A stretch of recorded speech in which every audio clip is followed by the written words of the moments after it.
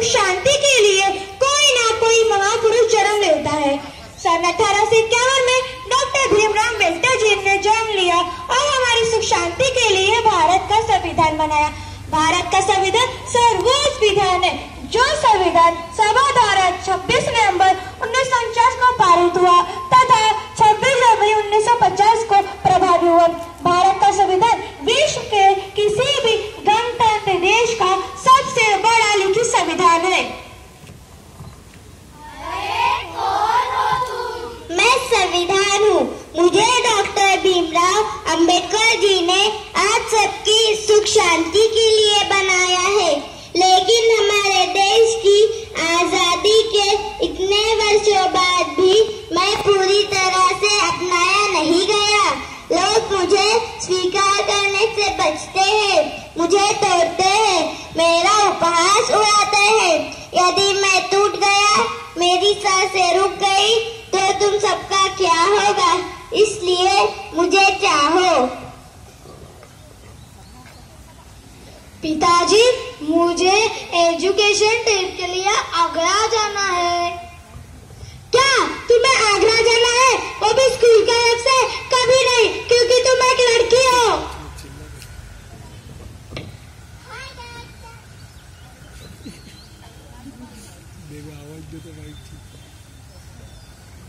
Hi dad, क्या हालचाल है? बस ठीक। तुम्हारी पढ़ाई कैसे चल रही है? ठीक ही चल रही है। पापा मुझे अपने दोस्तों के साथ दिल्ली घूमने जाना है। मुझे 10,000 रुपए चाहिए। अरे तुम तो मेरे लाडले बेटे हो। 10,000 का ये लो 15,000 लेके जाओ और खूब मस्ती करो। थैंक यू पापा। ये क्या पापा, मैं लड़की हूँ तो मेरे साथ इतना भेदभाव? क्या मुझे जीने का कोई अधिकार नहीं है?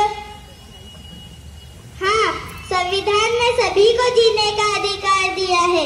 यह अधिकार तुमसे कोई नहीं छीन सकता।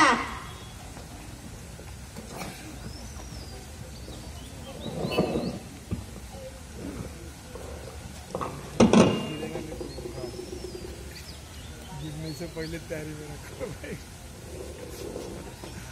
अरे देखो नहीं रखा क्या? अरे बाबूजी, मैं तो देख कर ही चले रहा था, आप ही गलत चले थे। दादाजी मैं कहेंगे अंधा भाई का।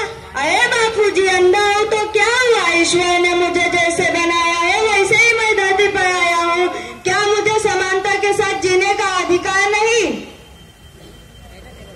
हाँ हाँ, संविधान ने सभी को समानता से रहने का अधिकार दिया है। यह अधिकार तुमसे कोई नहीं छीन सकता।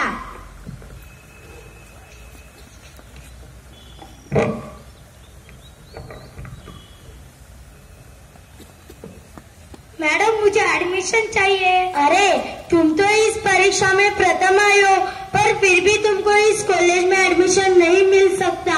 लेकिन क्यों? क्योंकि इस कॉलेज में बड़े बड़े अधिकार के बच्चे पढ़ते और तुम तो एक मजदूर की बेटी हो। मजदूर की बेटी हो तो क्या हुआ? मुझे सरकार की ओर से यहाँ पढ़ने का पूरा अधिकार है।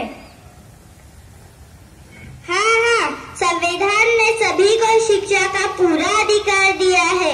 यह अधिकार तुमसे कोई नहीं छीन सकता।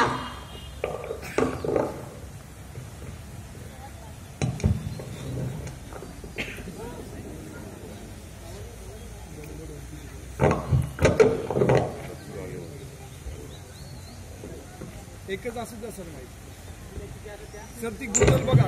चल छोरी, दहेज वहेज तो कुछ लाई नहीं और नखरे तो देखो।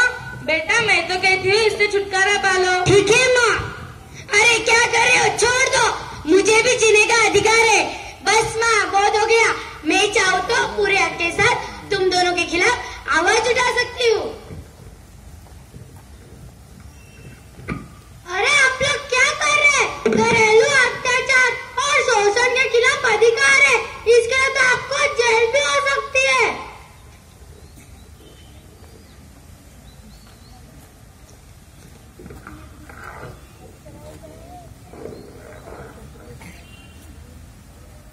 रुक जाइए, आपने सड़क के नियमों को तोड़ा है। अरे नहीं डरते जा, हम विधायक के बेटे कोई ऐसे थोड़ी ना है। उससे क्या हुआ? नियम सबके लिए बराबर है, आपको जुर्माना देना पड़ेगा। भी जुर्माना दे दे क्योंकि विधेयक के बेटे हो ना।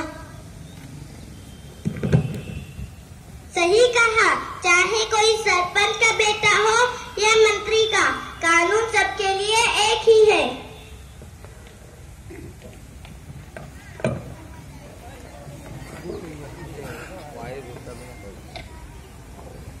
अल्लाहू अकबर, अल्लाहू अकबर। अरे आप क्या कर रहे हो? पूरा हिंदुओं का इलाका है। आप यहाँ नमाज नहीं पढ़ सकते? क्यों नहीं? ये तो हमारा धार्मिक अधिकार है। नहीं, यहाँ नहीं। चलिए जाइए। राम सिया राम, जय जय राम। क्योंकि आप यहाँ भजन कीर्तन नहीं कर सकते। क्यों? यह हमारा धार्मिक अधिकार है। ये पूरा मुस्लिमों का इलाका है, यहाँ ये सब नहीं चलेगा। यहाँ हमारा भगवान रहते हैं। नहीं, ये सब कुछ नहीं, निकलो यहाँ से। सामने आ। सही कहा, यह भारत धर्मनिरपेक्ष देश है। यहाँ हर किसी को अपने धर्म का पालन करने का पूरा अधिकार है।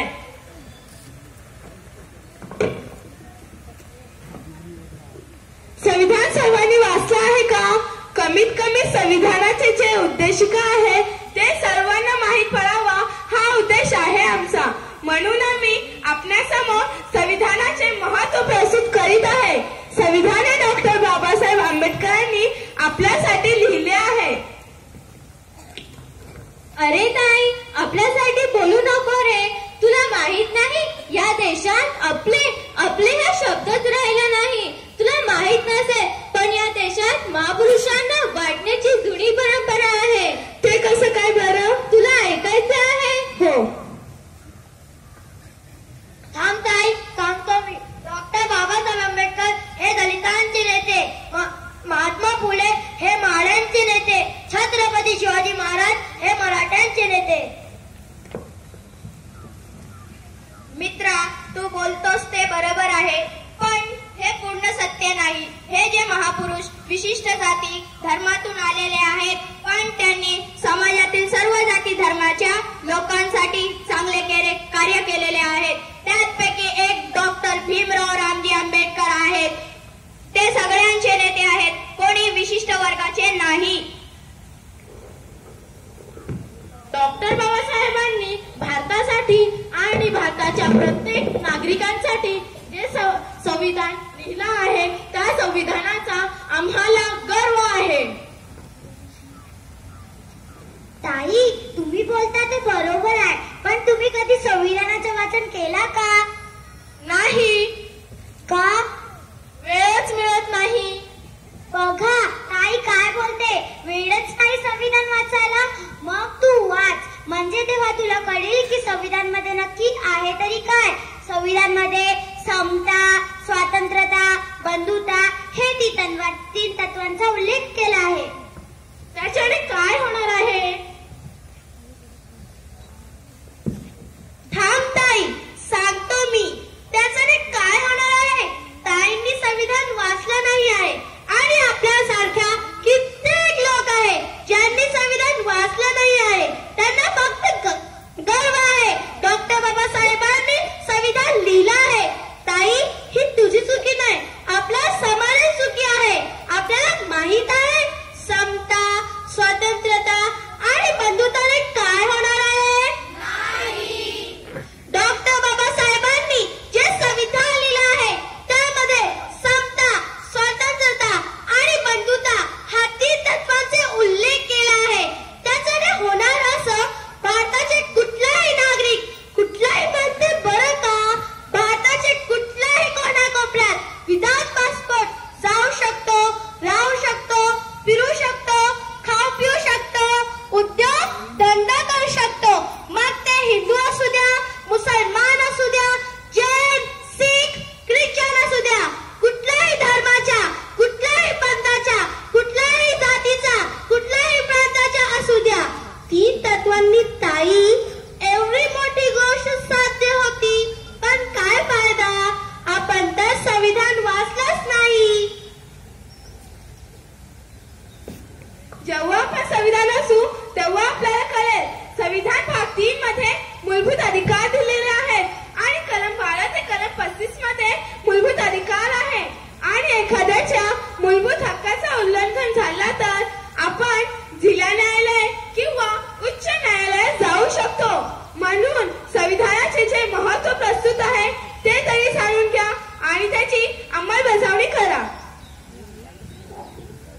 डॉक्टर बाबासाहेब म्हटले होते की संविधान हा किती उच्च कोटीचा असू द्या पण त्याला चालवणारे जबाबदार नसतील ना तर ती संविधान निष्फळ आहे. आणि संविधान हा किती निकृष्ट दर्जाचा असू द्या पण त्याला चालवणारे जबाबदार असतील ना तर ती संविधान सर्वोत्कृष्ट संविधान ठरल्याशिवाय राहत नाही. ताई, तू बोलतेस पटलं मला, पण मला लिहिता वाचता येतच नाही. अरे मग लिह वाच, तुला कोणी अडवलं आहे का? नाही. शिक्षण घेणे हे सुद्धा मूलभूत अधिकार आहे. 14 वर्षाखाली आपल्या पाल्याला शिक्षण देणे हे प्रत्येक पालकांची जबाबदारी आहे.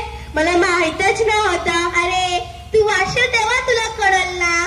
तू शिक्षण घे, कारण डॉक्टर बाबासाहेब म्हटले होते की शिक्षण हे वाघिणीचे दूध आहे आणि जो प्राशन करतो तो गुळगुळल्याशिवाय राहत नाही. बरोबर आहे, पण आपली लोक शिकतच नाही आणि जरी शिकली तरी संघटित होत नाही. आणि जरी संघटित झाली तर संघर्ष करायचा कोणाबरोबर? संघर्ष कोणाविरुद्ध करायचा? डॉक्टर बाबासाहेब म्हणाले होते शिका, संघटित व्हा आणि संघर्ष करा. पण आपले बंधू वाचतच नाही आणि वाचून झाला की म्हणतात संघर्ष कोणाविरुद्ध करायचा? संघर्ष करायचा आहे आपल्या सर्वांना. जातीयताविरुद्ध, भ्रूण हत्याविरुद्ध आणि भ्रष्टाचाराविरुद्ध. बरं का? आपल्याला माणुसकीला कालीवर फासणाऱ्या विचारांच्या विरुद्ध संघर्ष करायचा आहे. इतका मोठा संघर्ष करायचा आहे. ह्या सर्व समस्यांवर मात करायचा असेल ना तर शिका, संघटित व्हा आणि संघर्ष करा. चलिए आइए इस अवसर पर हम सभी संविधान की उद्देशिका को दोहराते हैं. आप सभी से अनुरोध है कि संविधान की उद्देशिका के लिए अपने हाथ आगे करें.